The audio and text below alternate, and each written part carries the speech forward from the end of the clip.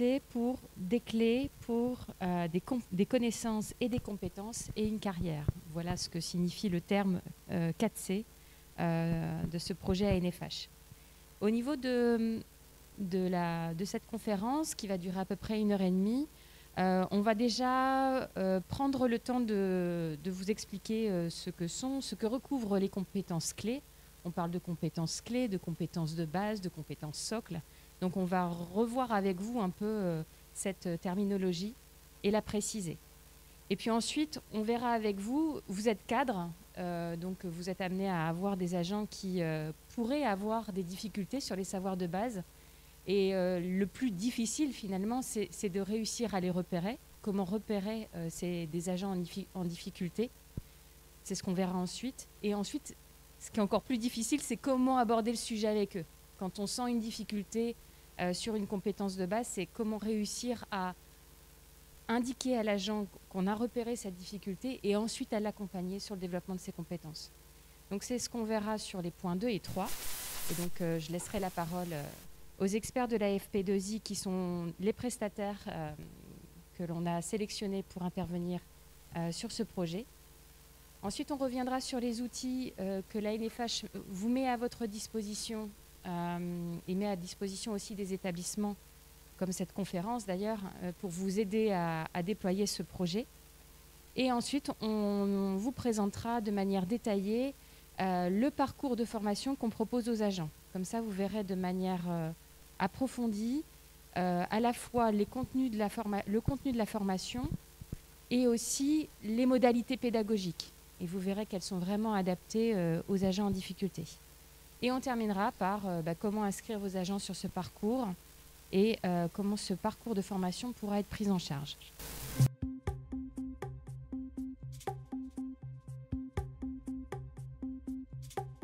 Les compétences clés permettent à toute personne de s'intégrer socialement et dans l'emploi, mais aussi de s'épanouir personnellement et d'exercer une citoyenneté active. Elles sont mobilisées par tous les métiers et tout au long de la vie.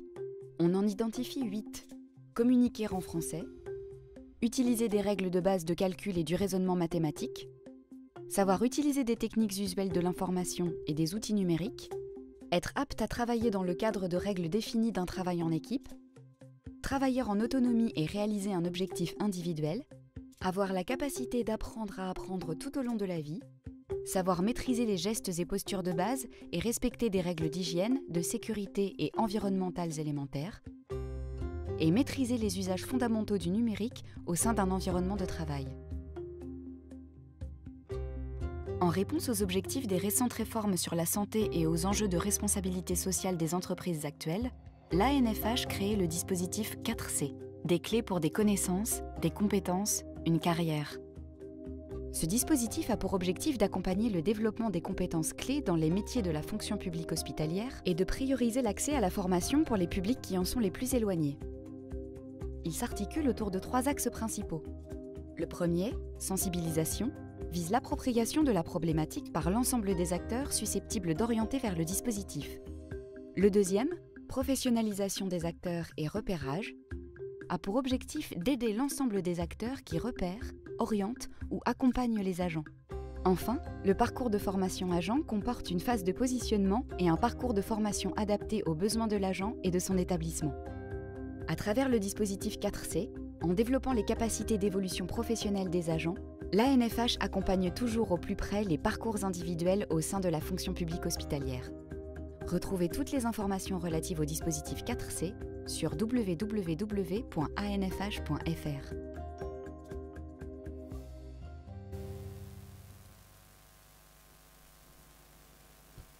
Voilà, petite vidéo introductive de présentation du dispositif 4C. Et je vais laisser du coup la parole à l'AFP2I, notre partenaire régional sur les compétences clés, qui va vous présenter du coup toute la partie sur les compétences clés, de quoi parle-t-on, et puis ensuite savoir repérer un agent en difficulté. Bien, bonjour à tous et à toutes. La vidéo qui vous est présentée, moi je trouve qu'elle donne le bon message, de dire que tout au long de la vie, à un moment ou à un autre, si on a besoin, on peut revenir un peu sur des compétences de base pour repartir à l'assaut de l'adaptation au poste de travail, sur des mutations que vous connaissez, et elles sont nombreuses depuis quelque temps, voire trop nombreuses parfois, d'ailleurs, pour prendre le temps de s'adapter aux demandes de mutations que vous avez, qu'elles soient sur les postes de travail ou même mutations technologiques. Je pense à l'impact du numérique sur les métiers, qui ont tendance quand même à venir bouger un peu les lignes. Alors, de quoi parle-t-on? Je vais essayer d'être... C'est compliqué finalement, hein. Y a-t-il des définitions? Je pense que la vidéo, elle présente bien les compétences clés. Les compétences clés, c'était l'ambition à l'échelle européenne que tout citoyen, tous les habitants de l'Europe puissent avoir effectivement toutes ces compétences clés acquises. Et donc on a commencé là effectivement par des compétences clés à l'échelle européenne. Et puis on est arrivé en France, on s'est dit, attention, il faut aller vers du socle. Alors c'est quoi la différence? La différence, c'est qu'on a pris quelques domaines des compétences clés et on a ajouté quelques domaines liés à votre activité professionnelle, c'est l'entreprise ou le poste de travail. Où là, on a fléché plutôt, on va dire, des compétences liées à la tenue du poste de travail, avec effectivement une certification qui s'appelle CLEA. L'idée étant que pour ceux qui n'ont pas du tout de diplôme, ou qui n'ont que des petits diplômes, puissent certifier le fait qu'ils ont des compétences acquises leur permettant de s'adapter tout au long de la vie et suivre les formations, on va dire, d'adaptation permanente dans l'entreprise avec l'employeur. On a l'Agence nationale de lutte contre l'illettrisme qui, elle, a travaillé sur un référentiel parce qu'on a, bien sûr, différents niveaux d'apprentissage. On va avoir, nous, de notre point de vue, 4 niveaux. Alors, difficulté à repérer ou pas, on en discutera tout à l'heure, parce que finalement, au bout du bout, on est sur des publics qui sont parfois de faible niveau de qualification ou peu qualifiés et qui ont eu une histoire avec l'école ou les études un peu perturbées.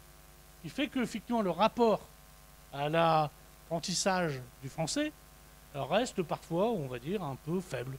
Et donc, on a là à travailler sur les maîtrises de savoir de base, avec effectivement une graduation de 4 degrés. Alors, le premier degré, on est vraiment sur quelqu'un qui ne saurait pas lire et écrire, voire bien sûr lire complètement. C'est, je vous rassure, quand même très rare. Ça arrive encore, mais c'est très rare, c'est très marginal. Par contre, on va avoir degré 2, degré 3, où là, vous avez des difficultés d'écrire un petit texte de 10 lignes, donnant du sens. Là, c'est plus courant. Vous allez avoir le niveau 4, le niveau 3, pardon, qui là est plutôt des gens qui commencent à avoir la capacité d'écrire des petits textes de 10 lignes, donc un mail, etc. Mais vous allez trouver des fautes d'orthographe régulièrement, quasiment sur chaque mot, parce qu'on a une difficulté de la maîtrise grammaticale et orthographique.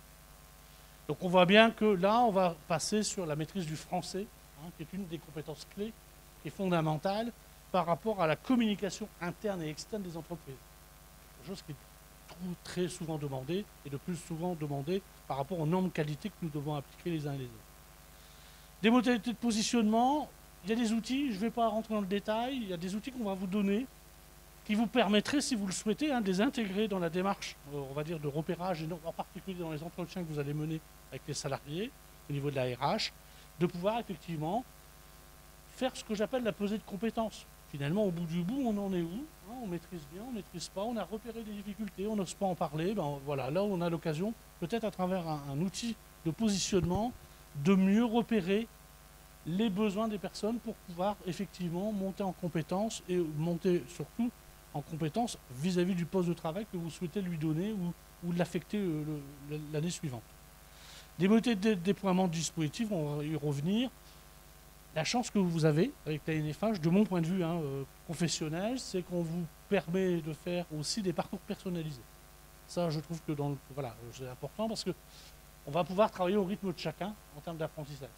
Et vous avez du collectif, mais des petits groupes. Donc voilà, donc on a des conditions pédagogiques, de mon point de vue vis-à-vis de la NFH, sont assez intéressantes pour faire en sorte que les gens puissent être en confiance rapidement et travailler en compétences très rapidement en termes de degré on va dire, de progression. Je parle sous le contrôle de ma formatrice.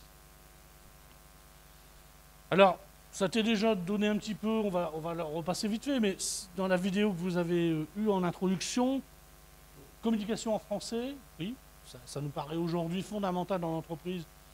Et ce n'est pas le numérique qui supplée ça. C'est-à-dire qu'on pense que le numérique, non, finalement, au bout du bout, au contraire, de plus en plus, on va avoir à écrire des restitutions de tâches ou éventuellement des comptes rendus, des ceci, cela. Et donc l'utilisation du français écrit et oral est déterminante dans la tenue des postes de travail. L'utilisation des règles de calcul et de raisonnement en mathématiques, minimum de base. Utilisation des techniques usuelles de l'information et de la communication numérique. Je pense que c'est le vrai sujet aujourd'hui. Transition digitale de toutes les entreprises. Je pense que le secteur sanitaire et santé n'échappe pas à la règle.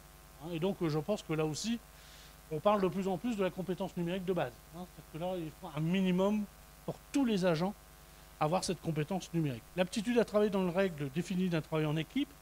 Bon, votre milieu, là, pour le coup, c'est un bel exemple de nécessité de savoir travailler en équipe. Donc là, on va travailler aussi sur les comportements et les attitudes.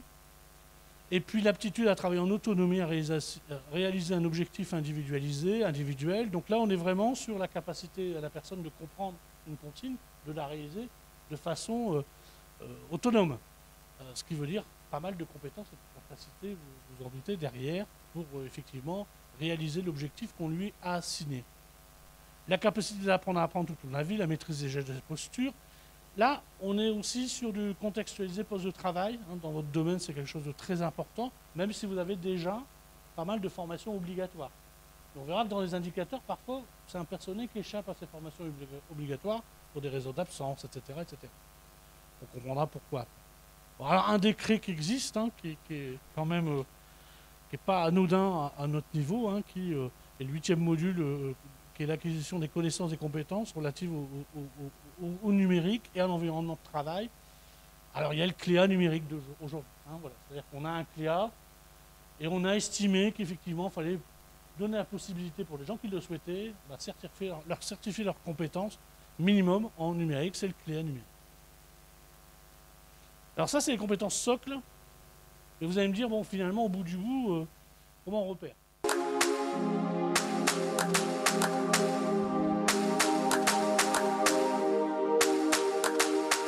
Des retards à répétition, des emails sans réponse, une surconsommation de produits ou même des altercations entre collègues. Certains dysfonctionnements internes à l'établissement peuvent être liés à une maîtrise insuffisante des compétences clés, compétences socles essentielles à tout métier tout au long de la vie. Savoir identifier les agents de la FPH en difficulté avec ces compétences clés est essentiel, stratégique et nécessite de la préparation. On dénombre 8 compétences clés qui favorisent l'intégration sociale et dans l'emploi, mais aussi l'épanouissement personnel et la citoyenneté active. Par exemple, communiquer en français, utiliser des règles de base de calcul, maîtriser les usages fondamentaux du numérique ou encore respecter des règles d'hygiène et de sécurité élémentaires. Les besoins de formation aux compétences clés sont une réalité qui concerne généralement les personnels les moins qualifiés et les plus éloignés de la formation. Agents de bionettoyage, agents d'accueil, brancardiers, gestionnaires des stocks, agents de maintenance. Les personnels d'encadrement et des services RH ont ici leur rôle à jouer pour identifier les besoins de formation afin de soutenir et d'accompagner les personnes les plus vulnérables. Première étape essentielle, repérer les agents en difficulté avec l'écriture, l'expression orale, le calcul ou l'organisation. Ce repérage peut se dérouler de 3 façons. Des besoins exprimés par l'agent lui-même, constatés par l'encadrement ou alors supposés par l'encadrement. On parle ici de petites phrases prononcées au quotidien par un agent habitué à dissimuler ses difficultés avec les savoirs de base. « Désolé, je n'ai pas de stylo » ou « J'ai oublié mes lunettes » ou encore « Demander à quelqu'un d'autre ». Autant d'indices concrets auxquels peuvent s'ajouter un refus systématique d'aller en formation ou une mauvaise application des protocoles. Prenons l'exemple de Sylvain, ouvrier polyvalent de 40 ans en poste depuis plus de 20 ans. Une nouvelle procédure prévoit la mise en place d'un bulletin d'intervention qui nécessite de lire la demande, d'évaluer le délai d'intervention et de faire un retour par mail. Embarrassé, de plus en plus détaché de la vie du service, Sylvain n'arrive plus à exercer son métier correctement. Cette réalité a des conséquences sur l'organisation, le travail d'équipe, mais aussi sur Sylvain lui-même qui éprouve, sans jamais le dire, un sentiment de honte et d'échec personnel. Heureusement pour lui, son cadre a pris conscience de la situation et a abordé le sujet lors de l'entretien professionnel. Ensemble, ils ont fait le point sur ses difficultés et décidé que Sylvain suivrait une formation aux compétences clés afin d'améliorer sa maîtrise de l'écrit, la planification dans le temps, l'usage du mail, mais aussi le travail en équipe. De retour de formation, Sylvain est plus à l'aise et a regagné confiance en lui. Il redevient acteur de son évolution professionnelle, exerce son métier avec plus d'assurance et constate aussi des effets positifs avec ses proches. Car développer ses compétences clés, c'est se donner les moyens de gagner en autonomie et d'avancer dans sa vie professionnelle comme personnelle. L'ANFH est à vos côtés pour vous aider à accompagner et à former les agents de l'AFPH aux compétences clés. Retrouvez plus d'informations sur anfh.fr. Je pense qu'elle est assez illustrative pour vous par rapport à la manière dont on va pouvoir en discuter avec les agents concernés. On voit bien qu'il y a quelques indicateurs, je vais y revenir après. Il y a des repères structurants, il y a des compétences fonctionnelles pour la vie courante. Vous avez entendu un mot-clé qui me semble important de retenir, c'est la confiance en soi. Et donc effectivement, les compétences clés, c'est aussi permettre aux salariés de retrouver leur propre confiance dans leur vie personnelle et professionnelle. Et je sais que cet équilibre vie personnelle et vie professionnelle est important, y compris pour l'efficacité sur le poste de travail. Personne en difficulté avec les savoirs de base, on va avoir effectivement sur des degrés 1 et degré 2, des gens où là le niveau vraiment est très bas vis-à-vis de la maîtrise de la langue française. Vous allez pouvoir rencontrer ça parfois dans des écritures même phonétiques. Alors ça arrive vraiment sur les personnels les moins qualifiés. Vous en avez quelques-uns, pas forcément nombreux, mais ça peut arriver dans vos établissements. Ensuite, degré 3, compétences, toujours le degré 3 et degré 4, on est, je répète, pas loin, là pour le coup du coup de pouce, c'est-à-dire qu'il faut redonner l'envie d'apprendre et puis faire en sorte que la personne reprenne confiance en elle sur des compétences attendues au quotidien. L'exemple qui était donné sur la petite mutation du poste, elle est importante finalement. Quelqu'un peut avoir tenu son poste pendant très longtemps de façon très efficace, très motivé, et vous allez ne pas comprendre sa perte de motivation d'un seul coup. Et en fait, parfois, il s'agit simplement d'un process qui a été changé, qui a été adapté, et sur lequel on a mis soit du numérique ou de l'écrit. Ou éventuellement la nécessité pour lui de faire des rendus de tâches, etc., qui n'étaient pas prévus. Finalement, s'il n'a pas un environnement sur lequel il peut contourner l'obstacle, je vous rassure, tout le monde a la capacité à contourner les obstacles, et notre public salarié faiblement qualifié a aussi les capacités à aller chercher l'aide d'un collègue. Souvent c'est comme ça que ça se passe d'ailleurs, l'aide d'un collègue qui finalement fait à sa place de façon très, très sympathique. Sauf que selon l'environnement dans lequel je suis, le travail d'équipe, le poste que j'occupe, cette stratégie de contournement, elle est plus ou moins compliquée. Et parfois, on va perdre un salarié très motivé pour un détail d'adaptation au process, parce qu'on n'a pas détecté son besoin finalement en compétences clés ou en savoir de base. Et là, c'est là où moi je trouve que la proposition des 4C de l'ANFH peut être pertinente au niveau des ressources humaines dans vos établissements. Ne pas perdre quelqu'un de très efficace et de très motivé, parce qu'on n'a pas détecté justement son manque de savoir de base. Avec Claudie, on vous a remis ce qui me semblait important en indicateur, parce qu'on a des grilles, on a des outils. C'est-à-dire que si on met ça en PowerPoint, ça va être imbuvable. Allez, de fait, administrativement, déjà, on s'adresse à qui? Ça a été dit dans la vidéo, on est quand même sur des catégories d'agents, les moins qualifiés ou peu qualifiés. Donc ça veut dire que normalement, niveau scolaire très faible, sans diplôme, CAP, voire parfois sur des postes, des publics très peu qualifiés, comme l'IME et l'IMPRO. Donc on est sur des postes d'agents qui ne nécessitent pas un niveau, on va dire, AFRA 5, donc on est au niveau, excusez-moi, nouvelle nomenclature, ça change énormément, donc CAP, BEP. Nombre de formations suivies. Alors ça, c'est un indicateur aussi, parce que, effectivement, à la fois dans le recrutement que vous avez, mais aussi par rapport aux formations obligatoires. La stratégie de contournement, elle est énorme. Comme par hasard, il y a toujours une absence au moment d'une formation. Voilà, donc là, ça peut être des indicateurs très faciles à repérer, et pour certains d'entre vous, ça peut parler. Absentéisme systématique à la formation obligatoire, délai à prendre 2 écrits, faire un mail par exemple, ou un oral privilégié. Bon, ça c'est vous qui allez le constater en termes d'indicateurs avec vos équipes. Taux d'incident matériel, alors il n'y en a pas l'air, mais ça pour le coup, ça peut être un indicateur intéressant à regarder dans vos services, parce qu'effectivement la surconsommation, parfois les accidents répétés ou le matériel défectueux répété est un indicateur souvent, malheureusement, d'incompréhension de consigne ou de non-respect de consigne.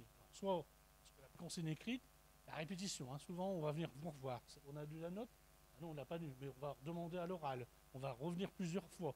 Donc là, autour des consignes de sécurité, autour des consignes que vous donnez, il y a vraiment une veille à avoir. Alors souvent, on dit, ben non, elle n'a pas compris, elle n'a pas fait attention, etc. Ah oui, d'accord, mais je sais bien que la répétition, vous le savez, hein, marque la notion. Mais quand même, on sent bien que là, il peut y avoir une vraie difficulté de compréhension. Alors les excuses multiples pour éviter les situations complexes, bon, je vous laisse regarder, vous avez peut-être des exemples en tête. Hein. Personnes, systématiquement, hein, elles auront des excuses. Absentéisme, ou des excuses, elle ne peut pas, elle est occupée, elle est débordée, etc. Systématiquement, et il y aura une excuse pour éviter des situations dans lesquelles vous souhaitez qu'elles se mettent. Surtout, la situation est complexe. C'est-à-dire qu'elle lui demande finalement une concentration, une attention, de l'écrit ou de la maîtrise du numérique. Vocabulaire usuel, ça aussi, hein, c'est ça. Toute personne ayant eu peu finalement de scolarité va avoir un vocabulaire assez limité. Et donc vous allez revenir régulièrement sur les mêmes mots, ce qui d'ailleurs est assez repérable, hein, assez vite par rapport aux discussions, aux échanges que vous pouvez avoir dans les services. Difficulté de rédaction en direct. Alors là, bon, là, pour le coup, c'est même là où parfois c'est un peu brutal. Ça, c'est dommage. Et que si on n'a pas repéré en avant, lors d'un entretien, vous donnez un document pour le remplir face à vous, là, vous allez vous apercevoir d'une difficulté. Alors, soit stratégie de contournement, là, c'est d'oublier mes lunettes, etc. Bon, ça, on connaît. Hein. Ou alors, au contraire, vous allez mettre la personne en difficulté. Hein. Et là, malheureusement, c'est la seule façon de regarder tout de suite la difficulté de la personne. À éviter, parce que vous partez d'entrer négativement. Hein. C'est-à-dire que la personne sera blessée personnellement, parce qu'elle s'est révélée vis-à-vis de vous en difficulté. Et ça, c'est quelque chose qui est compliqué après à réparer en termes d'échange avec la personne positivement. Rejet, non-utilisation des consignes d'usage du matériel, une compréhension d'un mode d'emploi par exemple. J'ai des tas d'exemples hein, en entreprise, je pense que vous en avez aussi qui parlent. Bizarrement, hein, on n'a pas besoin du mode d'emploi, on n'a pas besoin de la notice d'usage. Oh non, pas besoin, ça ne sert à rien de lire tout ça. Oui. Pourquoi? Parce que c'est trop compliqué? Non, c'est parce que finalement je ne sais pas lire. Ah, parce que justement, parfois nous-mêmes, hein, c'est vrai qu'on ne lit pas les clauses d'assurance. Je suis d'accord avec vous. C'est parce que c'est trop petit. Ceci dit, les modes d'emploi des outils ne sont pas en code d'assurance. Simulation de compréhension. Alors le oui, hein, vous l'avez aussi, je pense, hein, avec un certain nombre d'agents. Répétition, hein, c'est-à-dire que dans tous les cas, ils feront en sorte d'éviter la discussion avec vous. Et c'est oui, j'ai compris. Quoi. Oui, j'ai compris. Et voilà, il n'y a pas à discuter, vous inquiétez pas, c'est oui. Hésitation, agressivité. Alors là, ça devient compliqué parce qu'effectivement, vous avez des gens, selon les comportements, qu'on va avoir plutôt réservés sur eux-mêmes, et qui n'oseront pas, hein, qui feront ce qu'on appelle les timides, hein, et n'oseront pas effectivement s'exprimer. D'ailleurs, vous les repérez assez vite. En règle générale, ils se mettent sur les côtés. En équipe, ils sont un peu discrets.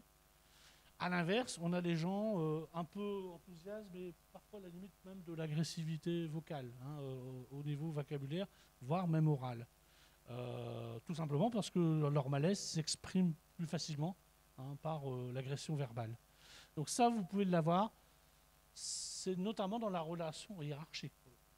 Hein, c'est-à-dire là, pour le coup, dans la relation hiérarchique, vous allez détecter ce type de comportement. On n'y pense pas tout de suite, on ne fait pas le lien.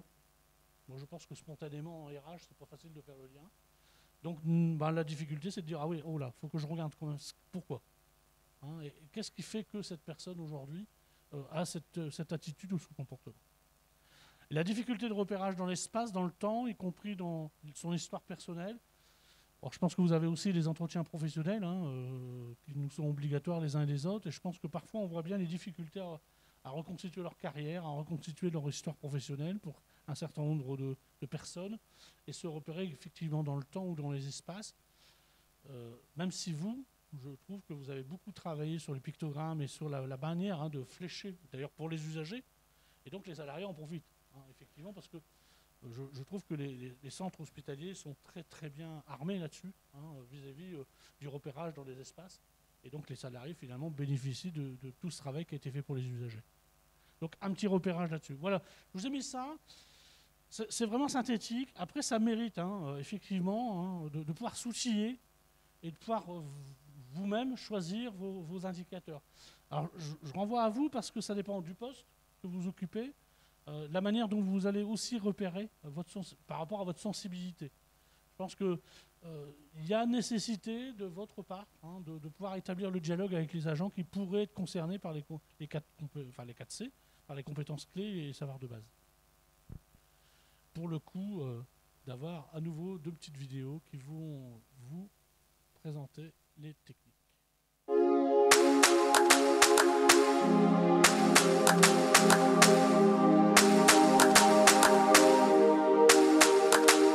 Vous avez repéré un agent en difficulté avec les compétences clés et vous vous demandez comment aborder le sujet avec lui? Quel vocabulaire, posture et contexte privilégier? Voici quelques conseils à destination des personnels d'encadrement et des services RH pour mieux accompagner les agents vers une formation au savoir de base. Intéressons-nous au cas de Léonie. Cet agent de bio-nettoyage est en difficulté avec le calcul, les règles d'hygiène et l'expression écrite. Elle multiplie les erreurs sur la dilution des produits ménagers, l'interprétation des fiches d'activité ou le respect des mesures d'hygiène. Une situation difficile à gérer pour elle, pour son équipe et aussi pour Célia, sa cadre. Celle-ci l'invite alors à en discuter pour faire le point. Elle choisit de le faire pendant l'entretien professionnel, mais toutes les occasions sont bonnes pour échanger sur les compétences clés, y compris lors d'un rendez-vous avec le service formation de l'établissement. Célia veille tout d'abord à ne pas stigmatiser. Elle ne pointe pas du doigt les difficultés de Léonie, mais évoque plutôt ses capacités et les situations qui lui posent problème, comme lorsqu'elle intervient dans une chambre pendant des soins. Objectif de cette approche, instaurer un climat de confiance pour discuter avec Léonie de sa maîtrise des savoirs de base, un sujet sensible qui fait souvent écho à des lacunes scolaires ou à des difficultés dans la vie quotidienne. En dédramatisant la situation, Léonie s'exprime plus facilement sur son parcours et ses difficultés. Célia lui rappelle aussi qu'une formation aux compétences clés fera d'elle une professionnelle plus affirmée et plus à l'aise dans son métier et dans sa vie personnelle. Un vrai tremplin vers de nouvelles connaissances et compétences. Célia ne juge pas. Elle fait preuve de bienveillance, d'écoute et d'empathie pour aider Léonie à se projeter vers l'avenir plutôt qu'à rester seule face à ses fragilités et son stress. La cadre insiste notamment sur l'importance du rôle de l'agent de bio-nettoyage au quotidien dans la sécurité des patients et la qualité des soins. Elle valorise également les bénéfices envisageables pour Léonie au niveau de l'intégration dans son équipe et de ses relations avec ses collègues. La preuve par l'exemple est aussi efficace. Célia raconte ainsi l'expérience de Sylvain, un autre agent du service parti suivre une formation aux compétences clés il y a quelques mois et désormais bien plus à l'aise dans son activité et avec ses collègues. Dans une logique de progrès et de développement des compétences, Célia veille aussi à s'exprimer dans un langage positif. Elle évite les mots insuffisance, difficulté, échec ou problème. Elle préfère les termes développement, capacité ou maîtrise et emploie les mots du métier, ceux qui font sens et correspondent aux compétences dont l'agent a besoin. À l'issue de la discussion, Léonie est rassurée. Elle se sent prête à suivre une formation aux compétences clés. À la fois pour évoluer dans son métier, mais aussi pour reprendre confiance en elle, gagner en autonomie et voir la vie autrement. L'ANFH est à vos côtés pour vous aider à accompagner et à former les agents de la FPH aux compétences clés. Retrouvez plus d'informations sur anfh.fr. On voit bien, quelque part, finalement, à travers cette vidéo, je trouve l'importance de partir sur le côté formation tout au long de la vie. Au droit de la formation tout au long de la vie, quel que soit d'ailleurs mon niveau. Et qu'à tout moment, je peux effectivement, si je le souhaite, redévelopper mes compétences ou développer mes compétences. Alors ça marche bien d'ailleurs, quand vous regardez le budget de formation en RH, les cadres et les techniciens, c'est le premier budget de dépenses des formations qu'on a dans les établissements. Par contre, c'est plus compliqué pour les agents de base. Alors pourquoi? On se dit, parce qu'ils ne sont pas demandeurs. Ils ne sont pas demandeurs, et là vous avez l'explication. Souvent, effectivement, ils ne sont pas demandeurs de formation, parce que pour eux, c'est une crainte, finalement, de devoir s'exposer peut-être vis-à-vis de leur faiblesse de niveau, ou de l'absence de confiance en eux, vis-à-vis du suivi d'une formation. Et ça, je pense que là, pour le coup, si on veut rééquilibrer au niveau RH l'accès à la formation entre l'encadrement, les techniciens et les agents les moins qualifiés, il faut que les cadres puissent effectivement réconcilier les agents avec cette idée que la formation est accessible pour tous et qu'à tout moment, si je le souhaite, je peux développer mes compétences. Le côté positif de l'approche me semble important. Il est vraiment fondamental dans l'idée de la confiance que vous allez accorder au salarié, que le salarié va vous accorder à reprendre une formation. C'est le cœur même des 4C. Hein. Je pense que si on rate ça, il n'y aura pas de plan de formation pour les agents de faible niveau de qualification dans les établissements.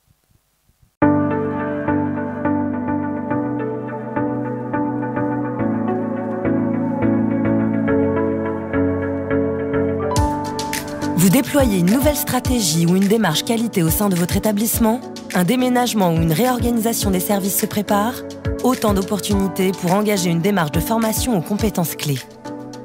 Véritable outil au service de la politique RH et du projet social de l'établissement, le développement des compétences clés contribue à sécuriser les parcours professionnels, à lever des freins face au changement et à améliorer le fonctionnement des services. En permettant aux agents les moins qualifiés de progresser, les formations aux compétences clés soutiennent des projets d'études promotionnelles ou de reclassement, mais aussi des démarches de GPMC et de QVT. Elles contribuent à développer les capacités d'adaptation et d'évolution de carrière des agents, mais aussi leur bien-être au sein d'une équipe.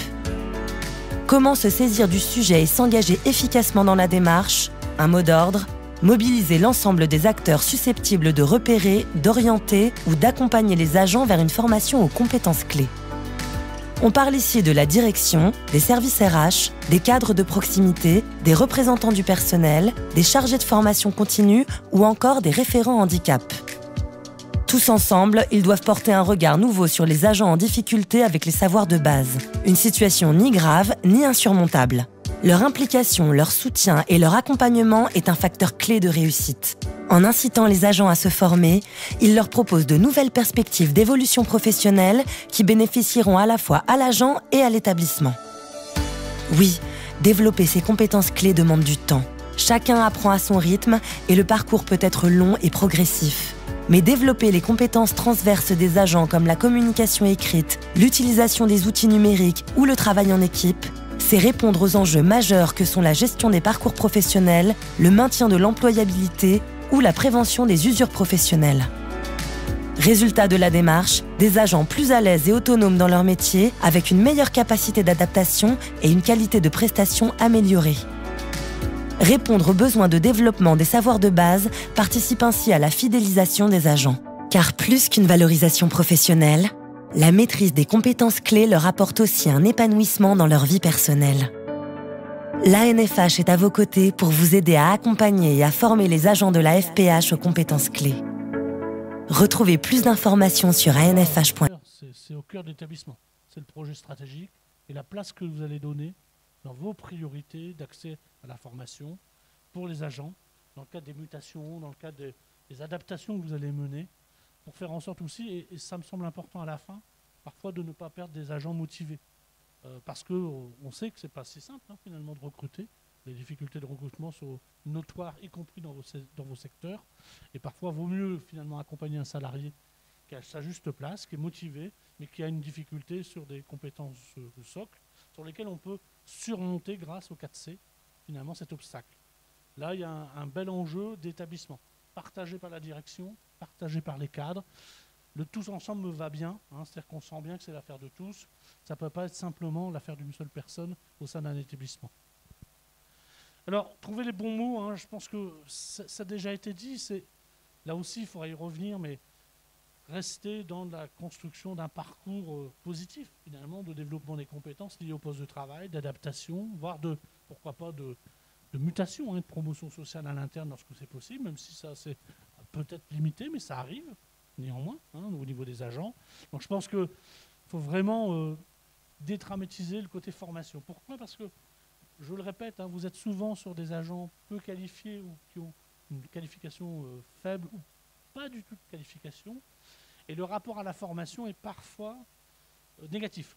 C'est-à-dire qu'ils ont peur de retourner à l'école. Voilà.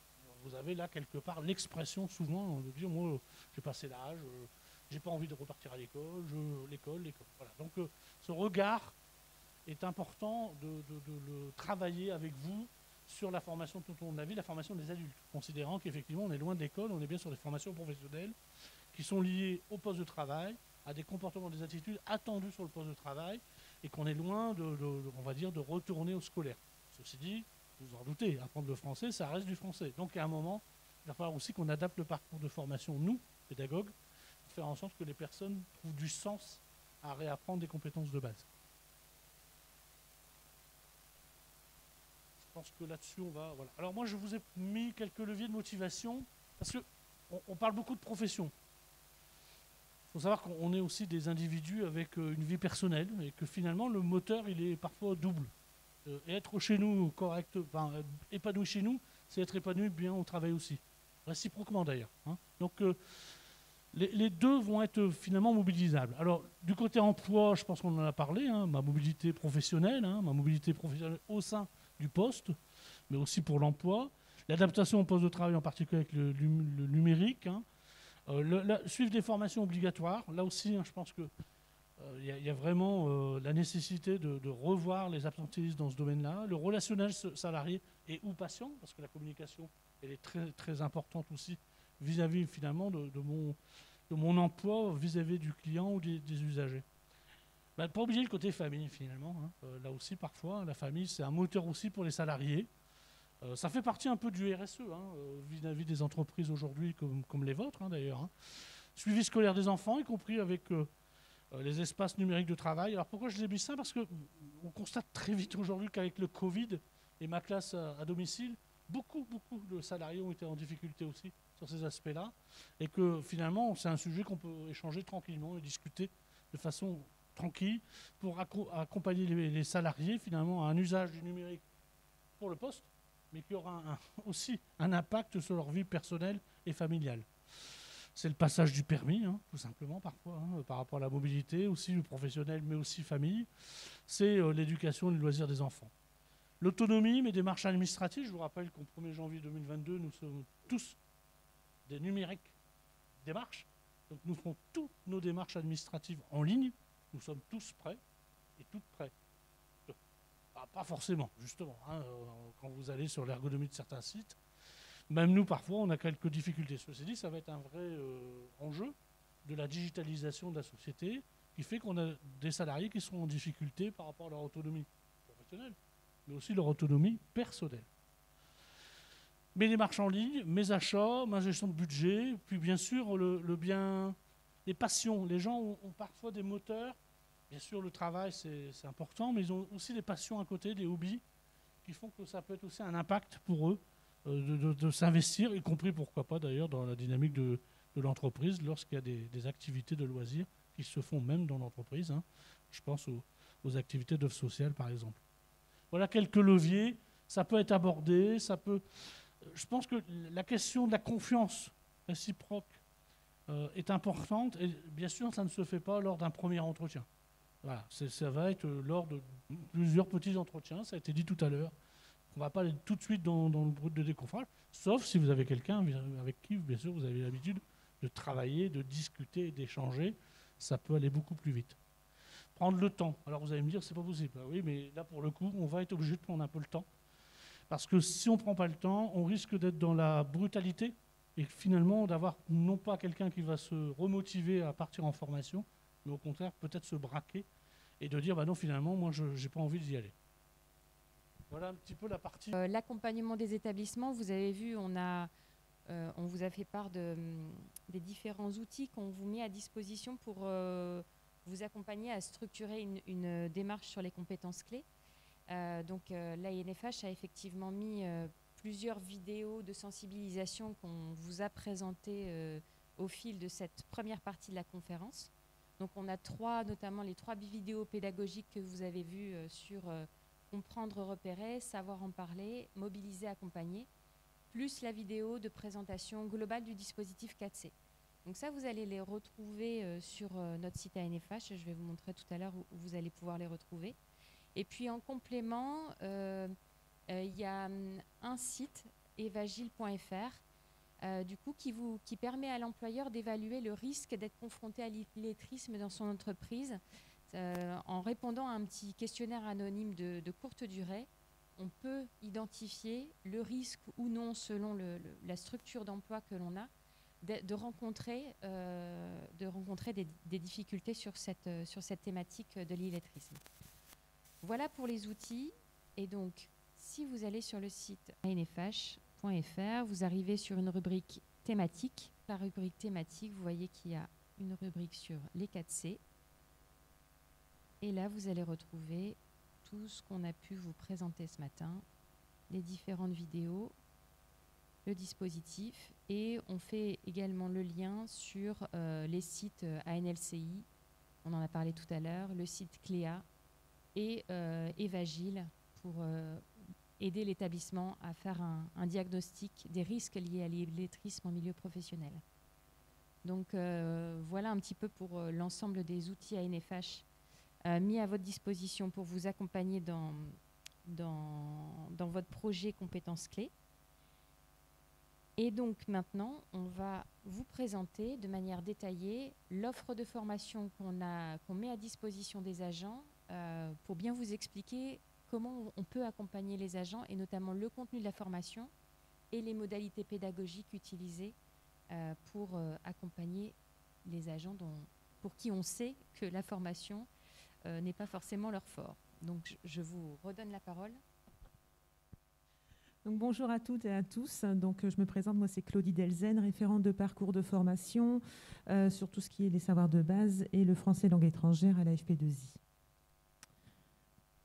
Alors, également, donc, ce sont les agents de premier niveau de qualification qui peuvent exprimer donc, le besoin de renforcer leurs compétences de base dans leur activité, que ce soit professionnelle ou personnelle, donc notamment pour pouvoir accompagner la scolarité de leurs enfants, pour pouvoir faire leurs démarches administratives, notamment au niveau du numérique, et qui peuvent également envisager donc, un projet d'évolution professionnelle.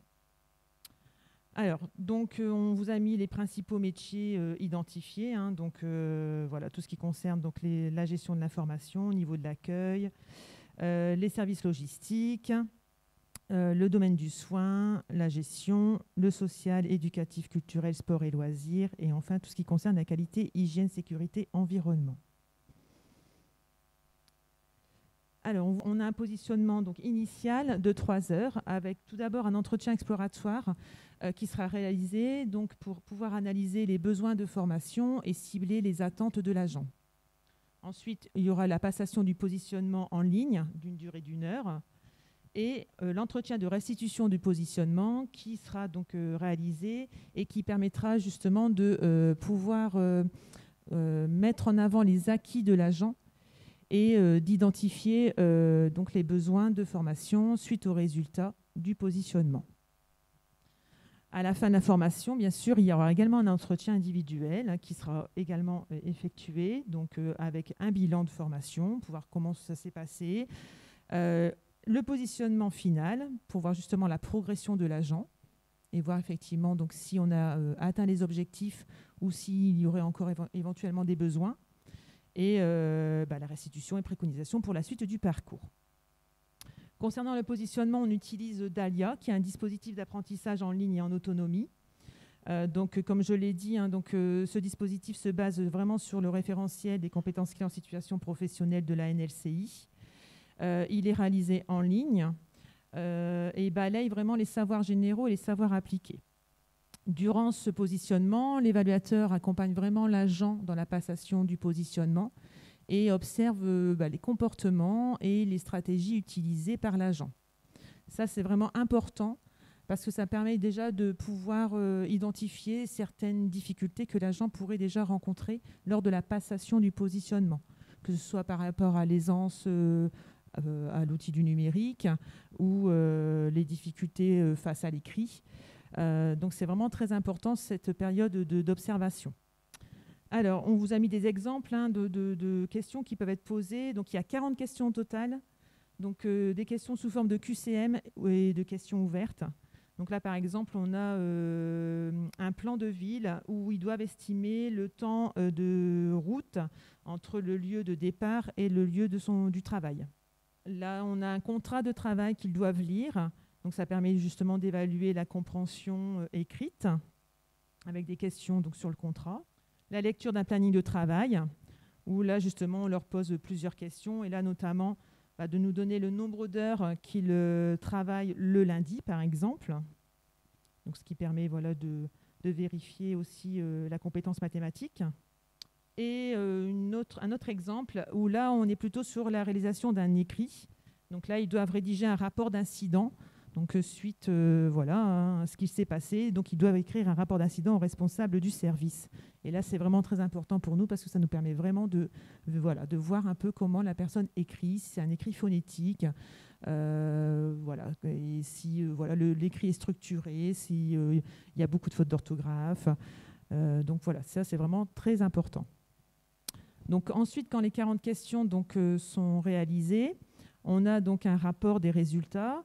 Donc dans un premier temps, on a déjà une estimation des réponses qui ont été données avec un pourcentage de réussite, le nombre de réponses correctes sur les 40 questions, le temps qui a été également mis par l'agent, ça c'est important aussi. Hein. Donc là, par exemple, on voit que la personne a mis 39 minutes. Bon, c'est relativement correct. Et puis ensuite, on a une répartition par domaine. Donc, et ce qui permet déjà d'avoir une première idée des difficultés dans lesquelles la personne peut rencontrer. Et ensuite, on a aussi les résultats sont restitués dans une grille qui permet de définir le degré de l'agent auquel il correspond. Donc, c'est les degrés dont on vous a parlé précédemment, hein, degré 1, degré 2, degré 3. Et ensuite, ça permet de valoriser les acquis, hein, donc après par les réponses qui sont mises en vert, et de cibler donc les compétences à travailler, donc celles qui sont avec la Croix-Rouge. Donc, après le positionnement, le plan de formation sera bien individualisé et comme on vous l'a dit, donc comportera 70 heures de formation, donc en fonction du degré de l'agent. Et donc, il y aura également une formation ouverte à distance qui pourra être mobilisée dans le cadre des plateformes en ligne. On vous l'a dit, étant transversal à tous les métiers, un même module pourra regrouper des agents de plusieurs métiers, effectivement. Donc, dans le groupe, on peut avoir des agents qui n'ont pas forcément le même poste, mais ça, c'est pas grave, hein, puisqu'on a bien dit que c'était une formation qui était individualisée et personnalisée.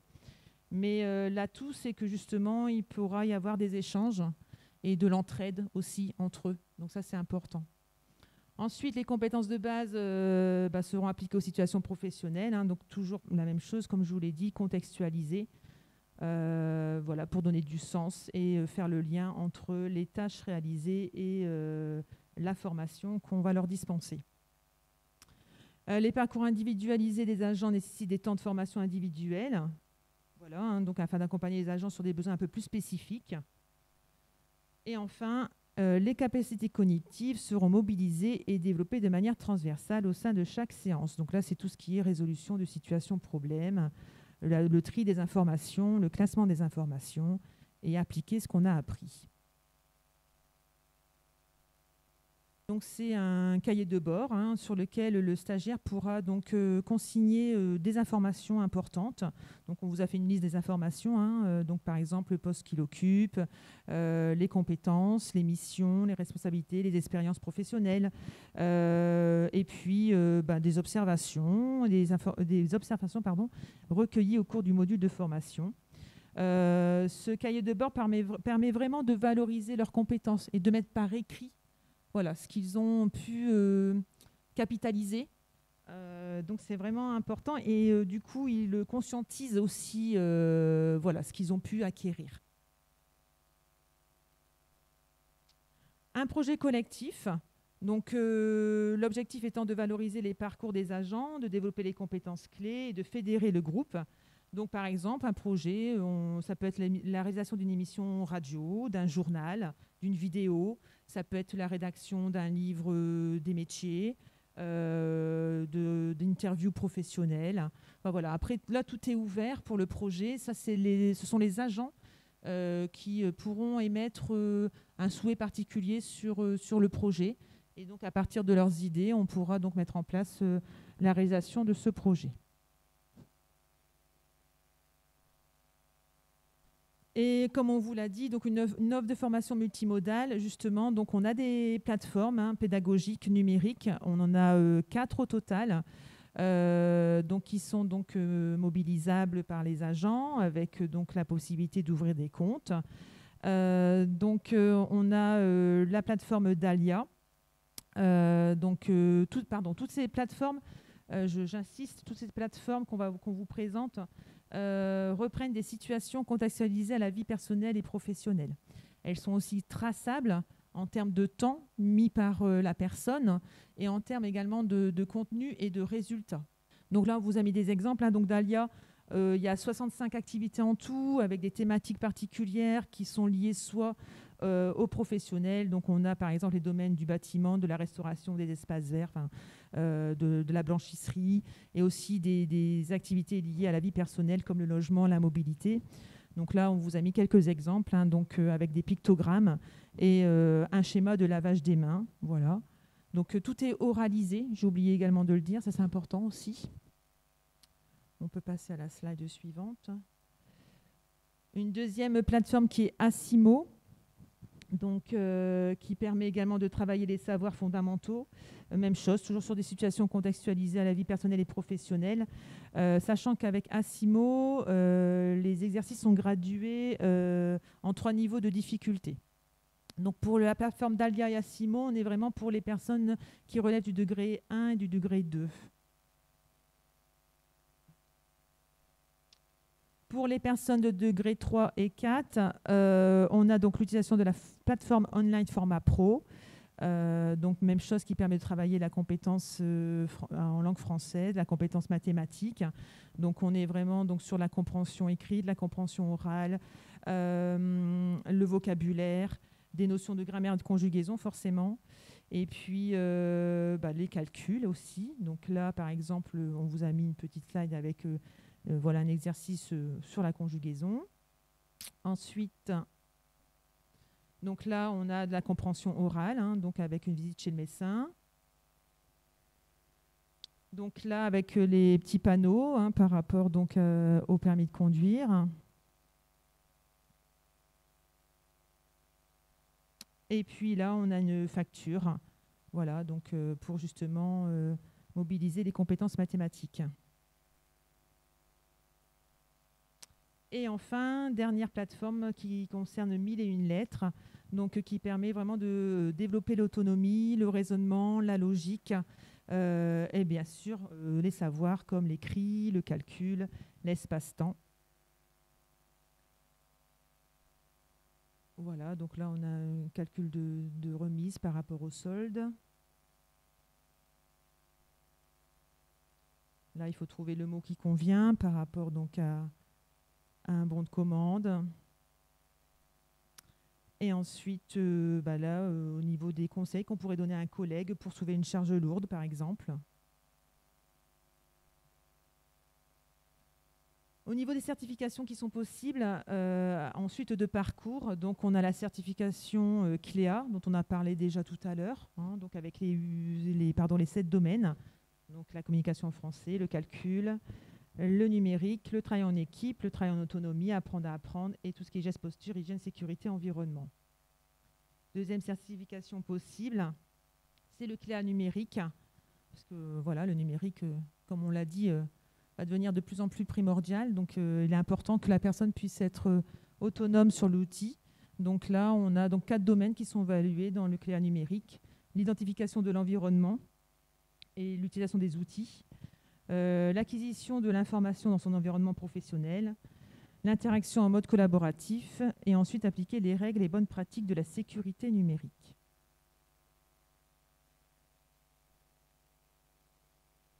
Donc, on vous a fait une petite synthèse. Donc, le parcours de formation individualisé et adapté, ça c'est important. Ensuite, la formation repose sur des situations contextualisés et des documents professionnels utilisés quotidiennement par les agents. Une pédagogie par objectif qui mobilise des outils et situations variées. Donc, on vous a dit, hein, travail individuel, en groupe, les supports, pareil, diversifiés. La formation ouverte à la distance. Ça peut être également le projet dont on vous a parlé, le portfolio. Ensuite, des modalités pédagogiques centrées sur la recherche de solutions, en prenant appui sur des compétences déjà maîtrisées. La référence aux situations concrètes de travail pour donner du sens à l'acquisition des savoirs. Et enfin, les ateliers et exercices déclinés par niveau permettront de faire travailler sur un même thème des personnes de niveau hétérogène. Des modalités d'inscription, on est sur soit une inscription individuelle, donc vous avez un agent que vous souhaitez intégrer dans le dispositif et qui souhaite suivre du coup à titre individuel la formation, ou soit on est sur une inscription un peu plus massive et là on est tout à fait en capacité éventuellement de monter des groupes de formation dans votre établissement sur ce thème-là. Donc nous on s'adapte, soit vous voulez vraiment faire une inscription groupée, ou soit on répond individuellement à des agents que vous avez identifiés. Et donc ce qu'on fait, c'est qu'on va vous demander plusieurs informations. Alors ce sera sous un format sous un fichier Excel qu'on mettra à disposition de votre service formation. On va vous demander des informations sur l'établissement et ensuite des informations sur l'agent, notamment son métier, son service, son projet. Est-ce qu'il est mobile, pour voir un petit peu si on a la possibilité de monter un groupe inter-établissement ou et à quel est-ce qu'on fait un groupe loin de votre établissement? Est-ce qu'il a la possibilité ou non de se déplacer? On demande aussi son niveau de formation, la nature, son projet, la nature de ses attentes, la période souhaitée de départ en formation. Est-ce que vous êtes en capacité de le libérer tout de suite, ou plutôt sous 3 mois, ou plutôt sous 6 mois, en fonction des possibilités? Et est-ce que oui ou non l'agent souhaite mobiliser son compte personnel de formation, puisque ça fait partie désormais des éléments qu'on demande au préalable. Donc ça, ce sont les informations qu'on demande pour inscrire les agents. Et puis après, eh bien, ce sera à nous de voir soit si l'agent souhaite une inscription, une formation individuelle, ou si l'agent est prêt à faire partie d'un groupe d'agents, à monter des groupes de formation. Donc nous, on se chargera de tous les aspects logistiques. Pour cette année et l'année suivante, on financera l'action de formation sur les fonds mutualisés de la NFH. Pour 2022, on envisage au niveau national de pouvoir faire émerger ce type de formation sur un fonds mutualisé qui s'appelle le fonds de qualification et le compte personnel de formation. Donc forcément, ça nécessitera pour l'agent la mobilisation de ces heures de ces heures inscrites sur son compte personnel de formation. Mais la prise en charge pourra être faite intégralement par la NFH. Nous, on reste à la disposition de la DRH, mais aussi de vous, si vous avez des questions par rapport à cette offre. Et si vous souhaitez déployer une stratégie spécifique de déploiement de cette offre de formation, bien évidemment, on est là pour aussi s'adapter à vos attentes. Oui, alors avant le 31-12, oui, 2021, on arrive au terme. On est plutôt sur 2022.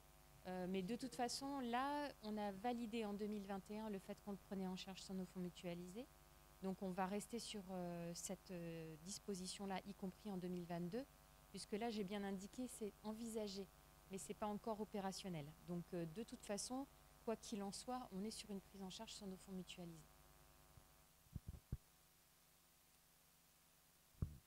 On a terminé la présentation et je crois qu'on est dans le timing, on est même en avance.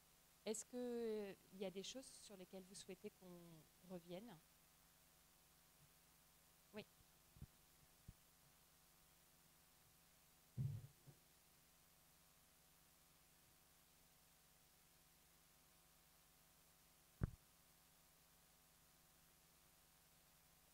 Votre question, elle est intéressante parce que ça, c'est vraiment... Nous, on s'adapte en fait. Donc, s'il y a une crainte de stigmatisation des agents avec un souhait éventuellement des agents, parce que c'est parfois exprimé, hein, les agents ne veulent pas forcément se retrouver avec les agents du même service parce qu'ils veulent pas...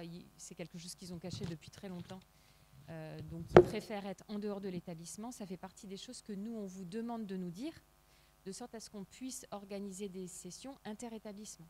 Et dans ces cas-là, en fait, c'est un groupe de formation que l'on organise sur le territoire avec d'autres établissements du territoire.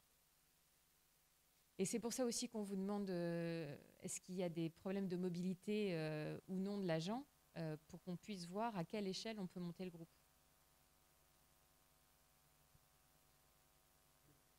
Et si on n'a pas de solution, c'est-à-dire si on n'a pas suffisamment d'agents, parce qu'on voit quand même que c'est assez difficile.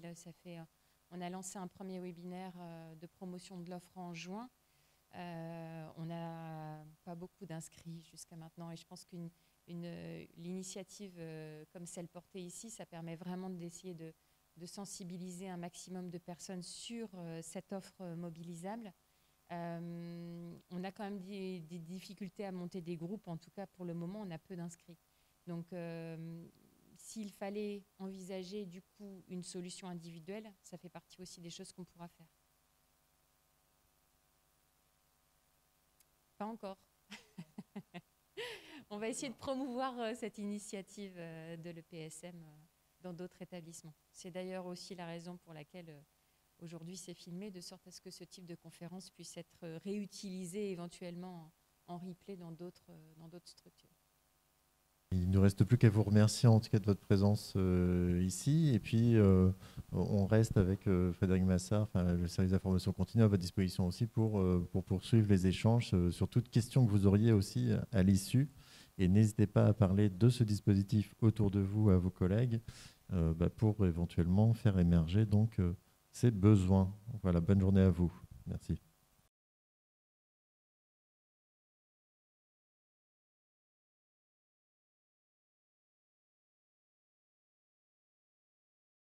Je suis Jean-François Giquel, le directeur des ressources humaines de l'EPSM de la Somme.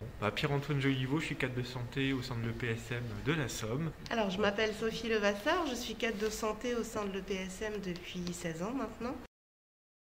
Ce dispositif, il rentre en résonance avec une des orientations de notre projet social, s'agissant du plan formation, à la fois sur le fait de garantir un accès à la formation à l'ensemble des personnels de l'établissement, parce qu'on constate qu'un certain nombre d'agents ne s'engagent pas dans les parcours de formation pour tout un ensemble de raisons. Et nous avons aussi souhaité le décliner sur une formation plus spécifique, s'agissant des compétences socles, étendues aux besoins nouveaux qui ont trait soit au bureautique et au numérique. Donc en tout cas, on souhaite accompagner dans les années qui viennent les agents pour développer donc un socle de compétences sur ces sujets. Disons, les cadres de proximité vont jouer un rôle essentiel dans le repérage et l'accompagnement des agents vers un tel dispositif de formation. Des professionnels qui sont dans l'évitement par rapport à des nouvelles tâches, face à des nouveaux outils, et notamment en difficulté sur l'écriture, sur le passage à l'informatique, sur pouvoir expliquer et retranscrire des situations complexes et je pense notamment des rapports d'incidents. Notamment les plus compliqués, c'était avec 3 agents des services hospitaliers, notamment avec la difficulté d'accès à la langue, avec une origine, une autre culture, une origine étrangère. Donc c'était compliqué pour 2 agents d'avoir la compréhension de la langue. Et notamment aussi pour des compréhensions mathématiques ou ce genre de choses avec des problèmes de dilution ou d'application de process.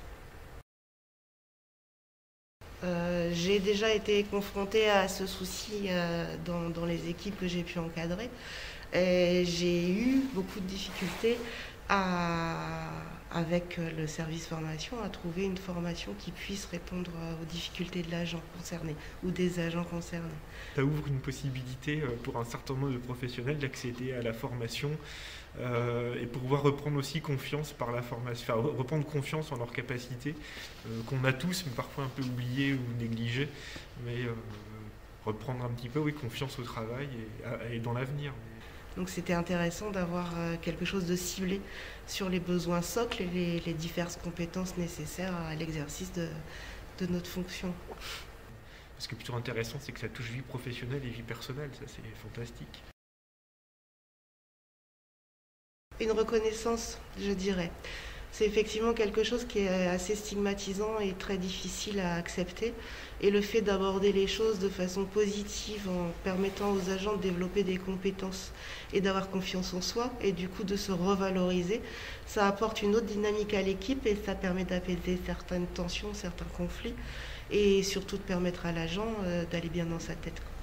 Qu'effectivement, c'est toujours plus agréable d'être auprès de collègues motivés, enthousiastes, que des gens plus renfrognés, en recul ou dans l'opposition. Si l'agent va bien dans sa tête, je vais bien dans ma tête.